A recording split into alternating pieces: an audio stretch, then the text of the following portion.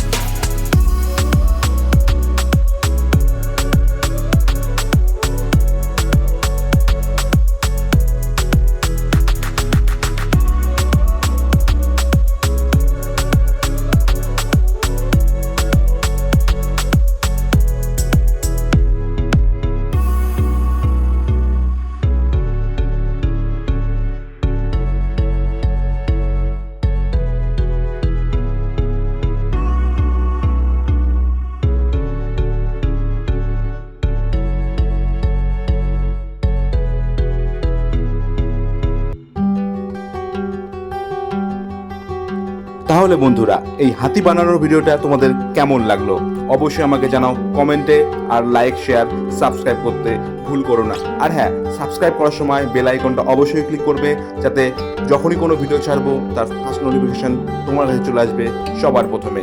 তাহলে আজকের মতো এই পর্যন্তই।